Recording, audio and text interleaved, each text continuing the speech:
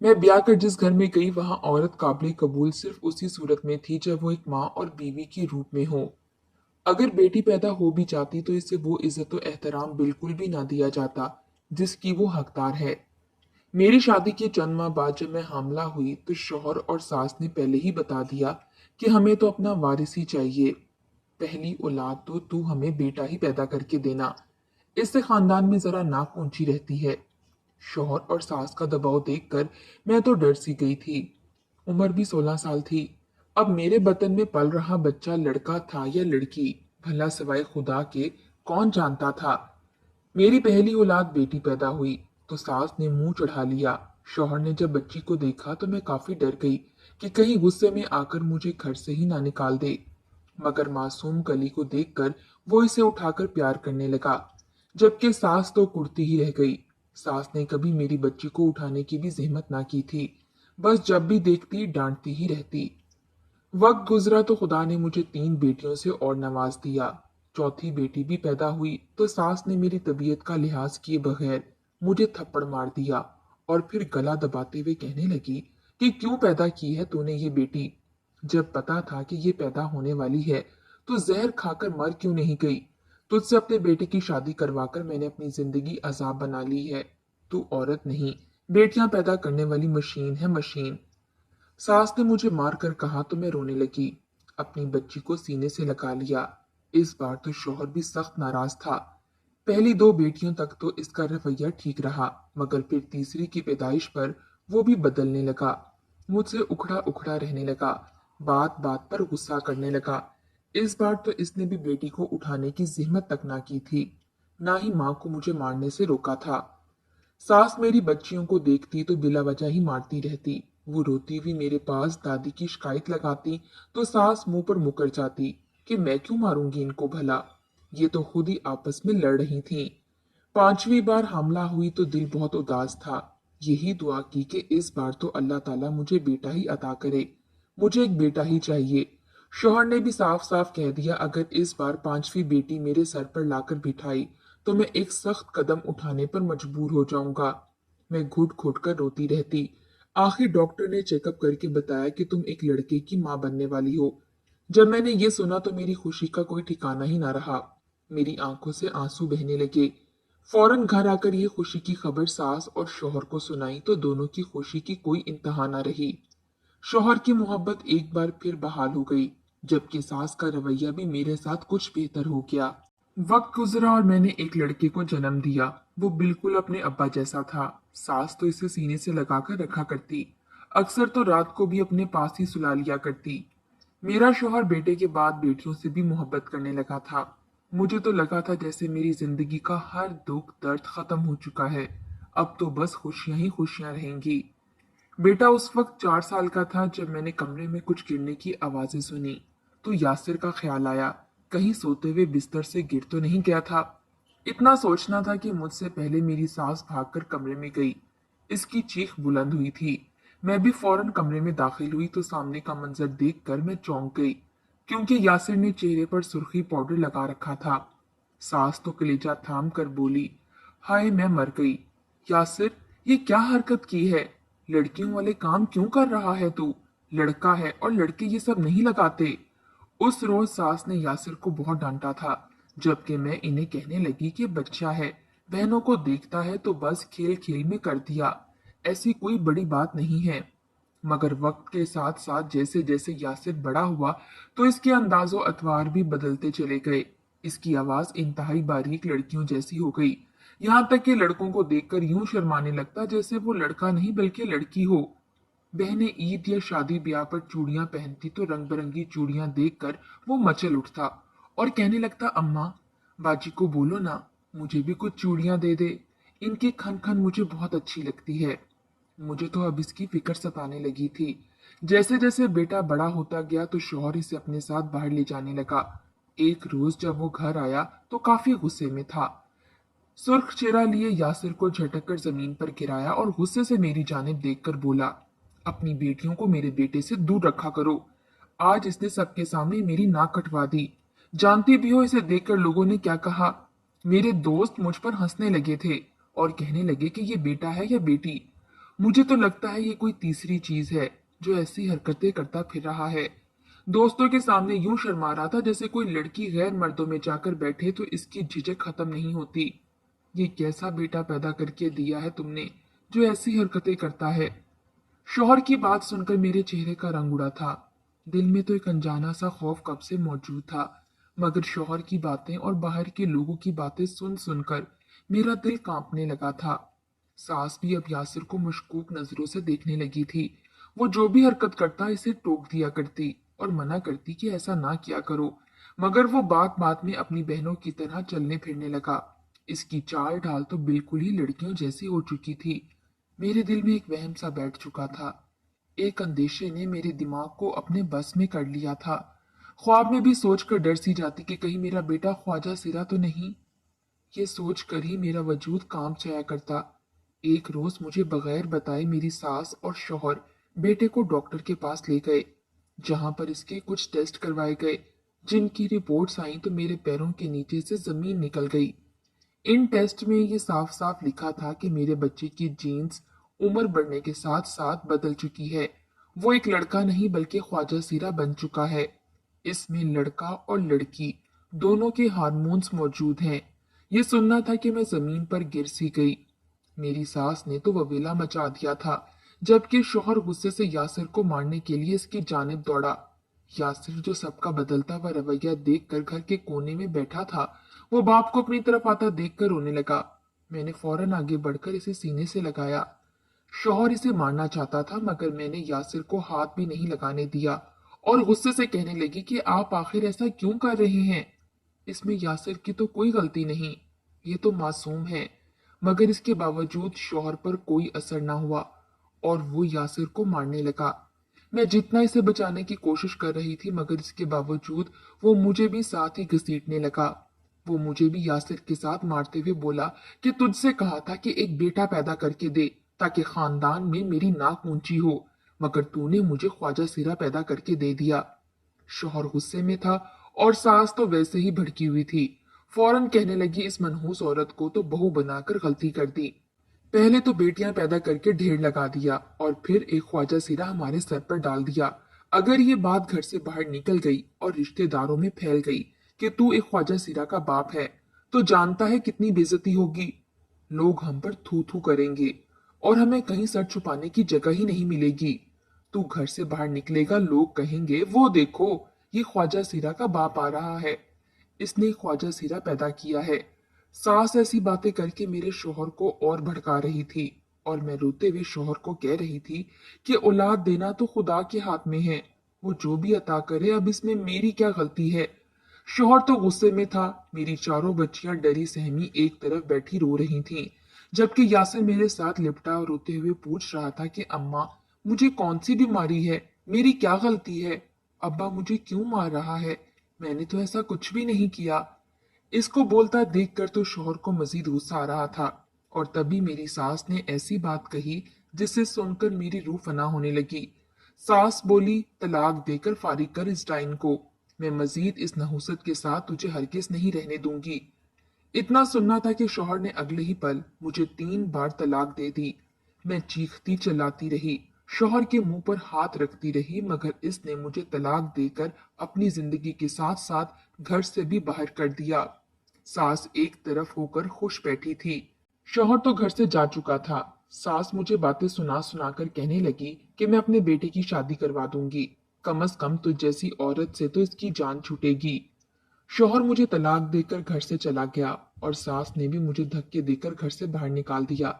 मैं कितनी देर अपने बच्चों को सीने से लगाकर रोती रही। फिर जब कुछ होश संभला तो अपना सामान उठाकर भाई के घर जाने के लिए निकल गई। इस दुनिया में अब मेरा भाई के सिवा कोई नहीं रहा था। माँ बाप तो कब के फौत हो चुके थे। अब मेरा वाहिद सहारा मेरा भाई ही बचा था। मैं रोते हुए भाई के घर पहुंची। मुझे देखकर भाभी मुझसे पूछने लगी कि फरखंदा, आखिर हुआ क्या है। मैंने रोते हुए इसे तमाम तरुदात सुनाई, जिसे सुनकर भाभी भी परेशान सी हो गईं। आखिर कोई छोटी सी बात तो ना थी।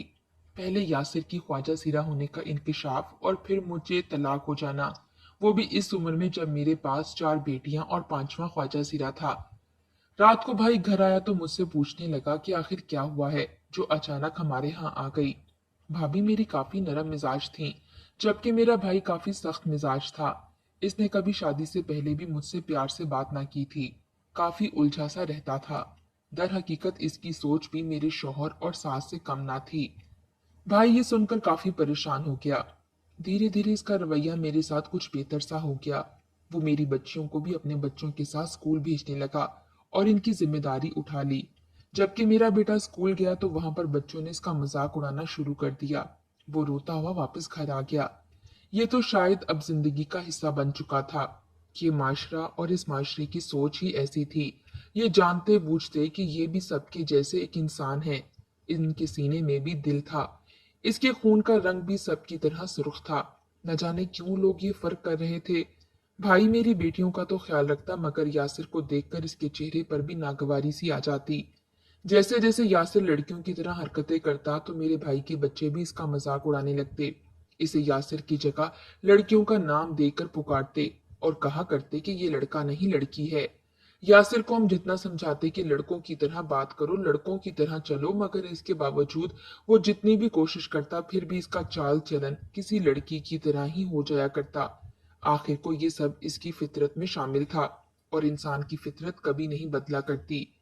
एक रोज भाई मेरे पास आए और आकर कहने लगे कि देखो फरखंदा, मैं तुमसे जो बात करने वाला हूँ वो ठंडे दिमाग से और पुरसकून होकर सुनना। इसमें तुम्हारी और हमारी भलाई है। मैंने गौर से भाई को देखा, आखिर वो क्या बात करने वाले हैं। भाई ने मुझे देखा और फिर कहने लगे कि फरखंदा, तुम जानती हो कि यासिर की जिन्स क्या है, और इस जिन्स के लोग आम घरों में नहीं रह सकते। ये लोग बेइज्जती और जिल्लत का बाइस बनते हैं, अपने माँ बाप के लिए भी और रिश्तेदारों के लिए भी। इसलिए मैं चाहता हूँ कि तुम यासिर को वहीं भेज दो जहाँ इसकी असल जगह है। मैं जानता हूँ इस इलाके से निकलकर एक बस्ती आती है जहाँ ऐसे कई लोग रहते हैं। ये भी वहीं जाकर रहेगा। वो भी पुरसकून रहेगा, क्योंकि वहां पर सब एक जैसे होंगे। वहां ये बार बार तनकीद का निशाना नहीं बनेगा। भाई की बात सुनी तो यूं लगा जैसे भाई मुझसे यासिर नहीं बल्कि मुझसे मेरा कलेजा मांग रहे हैं। मैंने भाई को फौरन मना कर दिया और रोते हुए बोली कि भाई, यासिर कहीं नहीं जाएगा, ये यहीं मेरे साथ ही रहेगा। अगर आप पर यासिर की जिम्मेदारी भारी पड़ रही है तो मुझे कहीं कोई नौकरी लगा दें। मैं ज्यादा पढ़ी लिखी नहीं, मगर लोगों के घरों में झाड़ू पोछा करके अपने बच्चे को पाल पोस लूंगी। ये बात सुनी तो भाई भी शर्मिंदा सा होकर चुप सा हो गया, क्योंकि बहरहाल ये भी इसकी इज्जत को गवारा ना था कि मैं दूसरों के घरों में जाकर झाड़ू पोछा करूं। यासिर 15 साल का हो चुका था। मेरी बच्चियां भी जवान थीं। दो को तो भाई ने निकाह करके रुखसत कर दिया था, मगर यासिर को लेकर आज भी इनकी सोच नहीं बदल सकी थी। यासिर इनके सामने कम ही आया करता था। अब तो इसकी चाल ढाल भी बिल्कुल लड़कियों जैसी हो चुकी थी। शक्ल भी हूबहू लड़कियों की तरह थी, मगर मैं इसको लड़कों जैसे कपड़े पहनाया करती ताकि लोगों को शक न हो। एक रोज मोहल्ले में शादी हुई। इस शादी में कई ख्वाजा सिरा नाचने के लिए आए थे। गली में खूब हल्ला गुल्ला देखकर मेरा बेटा यासिर भी बाहर चला गया। वहां इसकी जिन्स के ख्वाजा सिरा मौजूद थे। वहां एक ख्वाजा सिरा इसी की उम्र का था। यासिर ने जब इसको नाचते देखा तो खुद पर कंट्रोल न रख सका और वो भी इनके साथ शादी में नाचने लगा। जब मोहल्लेदारों की नजर में ये सब मंजर आया तो चैन मगोइयां करने लगे वो, और यासिर को तनकीद का निशाना बनाने लगे। मैं इस बात से बेखबर कि यासिर घर से बाहर निकल चुका है, घर में काम में मसरूफ थी, कि तभी खड़ाक से दरवाजा खुला और भाई यासिर को बालों से दबोचते हुए अंदर दाखिल हुए। यासिर के चेहरे पर भाई के थप्पड़ के निशान वाजिया थे। भाई ने इसे लाकर फर्श पर पटका तो वो मुंह के बल जमीन पर लगा। इसके मुंह से खून जारी हो चुका था। भाई गुस्से से चीख कर कहने लगे कि मैंने तुम्हें कहा था फरखंदा कि इसको यहाँ से दफा करो, मगर आज तो ये मेरे हाथ से नहीं बचेगा। मैं इसका कत्ल कर दूंगा। इसने पूरे मोहल्ले के सामने मेरी नाक कटवा दी है। बाहर शादी में आए ख्वाजा सिरों के साथ मिलकर ये नाच रहा था। सारे मोहल्ले ने ये मंजर देख लिया है और अब वो मुझे तनकीद का निशाना बना रहे हैं। मेरी तो इसने कोई इज्जत ही नहीं छोड़ी। उस रोज भाई ने यासिर को बहुत मारा था। यासिर बेहोश हो गया। इसका वजूद जगह जगह से जख्मी था। जबकि मैं भाई के पैरों में गिरकर बोलने लगी कि मत मारो इसे। मैं यासिर को अलग कमरे में ले गई। वो बहुत रो रहा था और कहने लगा कि अम्मा, मेरे साथ सब क्यों नफरत से पेश आते हैं? सबको क्यों मुझसे नफरत हो गई है? आप ऐसा करें, मुझे जहर देकर मार दें, या फिर मैं खुद ही खुद को खत्म कर लेता हूँ। कम से कम मेरी वजह से आपकी बेइज्जती तो ना होगी। यासिर की बात सुनकर मैं भी रोने लगी और इसे हौसला देती कि कभी ना कभी तो ये दुनिया तुझे कबूल कर ही लेगी। क्योंकि सारे मोहल्ले को पता चल चुका था, इसलिए भाई की काफी बेइज्जती हुई। लोग भाई के लिए तरह तरह की बातें करने लगे। एक रोज घर में सौदा सल्फ खत्म हो चुका था। मैंने यासिर को साथ वाली दुकान पर सामान लेने के लिए भेजा। यासिर थोड़ा हिचकिचाकर जा रहा था। ऐसा नहीं था कि मैं इसे पहली दफा भेज रही थी, मगर दुकान का नाम सुनकर न जाने क्यों इसके चेहरे पर घबराहट तारी हो जाती थी। आज भी जब वो मेरे कहने पर सामान लाने के लिए गया तो इसे वापस आने में काफी देर हो गई। मुझे इसकी फिक्र सताने लगी। मैं खुद गली में निकलकर इसे ढूंढने ही लगी थी कि तभी मुझे यासिर रोता हुआ घर की जानिब आता हुआ दिखाई दिया। इसकी हालत बहुत खराब हो चुकी थी। वो बेतहाशा रो रहा था। मुझे देखकर वो भागकर मेरे पास आया और मेरे सीने से लगकर फूट फूट कर रोने लगा। मैं इसे घर ले आई और कहने लगी, क्या हुआ है? क्या तुमसे किसी ने कुछ कहा है? अब तो हर कोई ही इसे तनकीद का निशाना बना रहा था। कहीं इसे किसी ने डांट तो नहीं दिया था? मगर यासिर ने जो बात मुझे बताई वो सुनकर तो मेरी रीढ़ की हड्डी में सनसनी सी दौड़कर रह गई। यासिर कहने लगा कि अम्मा उस शख्स ने मेरे साथ गलत काम किया है। ये सुनकर मुझे चक्कर से आ गए थे। उस घटिया दुकानदार ने मेरे बच्चे के साथ बदकारी की थी। ये सुनकर मेरा खून खौल उठा। मैंने यासिर को गले से लगा लिया। कुछ देर बाद भाई घर आया तो सब कुछ इसे बताया, मगर भाई तो आग बगोला हो गया। इसने दुकानदार को कहने की बजाय यासिर को डांटना शुरू कर दिया कि आखिर तुम बाहर गए ही क्यों थे। भाई गुस्से से यासिर को पकड़ता कमरे में ले जाने लगा और बोला कि आज तो मैं इसको जिंदा नहीं छोड़ूंगा। भाई यासिर को बेतहाशा पीटने लगे। मैं इसे बचाती रही, मगर भाई तो आज इसकी जान ही लेने वाले थे। मेरी बच्चियां खौफ से मामू के कदमों में गिरकर इसे रोक रही थीं।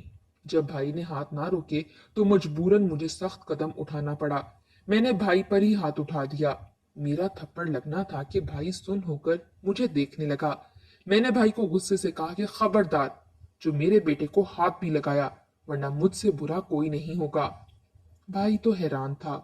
होश संभला तो बोला, निकल जाओ मेरे घर से। वहां रहने का इरादा तो अब मेरा भी नहीं था। मैंने अपना सामान उठाया और घर से दो बच्चियों को लेकर निकल गई। दो की तो शादी हो चुकी थी। यासिर जख्मी था। जो पैसे मौजूद थे, इससे इसके लिए दवा ली और खुद जाकर पुलिस स्टेशन में रिपोर्ट दर्ज करवाई। पुलिस ने इत्मीनान तो दे दिया कि वो जल्दी दुकानदार को पकड़ लेंगे, मगर मैं जानती थी कि ये तो बस मुझे बहला ही रहे हैं। मैं बच्चों को लेकर एक किराए के मकान में आ गई। दो तीन कोठियों में काम करना शुरू कर दिया। मेरी दोनों बच्चियां भी मेरे साथ काम करने लगीं। साथ ही मोहल्ले में यूनिसेफ की जानिब से बनाए गए स्कूल में शाम को पढ़ने लगीं। वहीं यासिर को भी मैंने एक स्कूल में भर्ती करवा दिया, जहां खास इस जैसे बच्चों को पढ़ाया जाता था। मैंने दोबारा भाई से मिलने की कोशिश ना की, ना इसने मुझसे राब्ता रखा। मेरी मालकिन बहुत अच्छी थी। मेरी बच्चियों की जिम्मेदारी और यासिर की पढ़ाई का खर्चा उसी ने उठाया। बदले में मैं इसके बच्चों की देखभाल करती और घर की साफ सफाई कर दिया करती थी। खाना मालकिन के हाथ से मिल जाया करता। ये सफर बहुत मुश्किल था, आसान हरगिज ना था, मगर मैंने कभी भी अपने बेटे को लड़खड़ाकर ना उम्मीद नहीं होने दिया। इसे आला तालीम दिलवाई, मुस्तहकिम बनाया, इतना मजबूत बना दिया कि कोई पत्थर भी मारता तो वो बदले में मुस्कुराकर इसका शुक्रिया ही अदा करता। ये तो इंसान की अपनी सोच थी। वो सोच का मेयार बुलंद रखता है या पस्त। यासिर को मालकिन ने अपने ही बेटे की कंपनी में अच्छी नौकरी लगवा दी। ऐसा नहीं था कि ये सिफारिश थी। मेरा बेटा अपनी मेहनत के बल पर आज यहाँ तक पहुंचा था। वो जैसा था वैसा ही रहकर कामयाब हुआ था। पूरे शहर में इसके नाम के चर्चे थे। लोग बड़े फख्र से इसका जिक्र करते। यासिर ने ऐसे कई अदारे कायम किए जहां ख्वाजा सीरों को महज शादियों और महफिलों में नाच गाना सिखाने की बजाय दीन और दुनिया की तालीम दी जाने लगी। एक मस्बत सोच रखने वाला ही ला सकता है। अगर आप खुद ही मनफी सोच रखकर पीछे कदम हटा लेंगे तो इंसानों के दिमाग में बंधी ये गिरा कि तीसरी जिन्स तो बस नाच गाने के लिए ही रह गई है, यूं ही बंधी रह जाएगी। और हाँ, मुझे अपने बेटे पर फख्र है। ये उन हजार मर्दों से बेहतर है जो मर्द होकर मर्द का किरदार नहीं निभा सकते।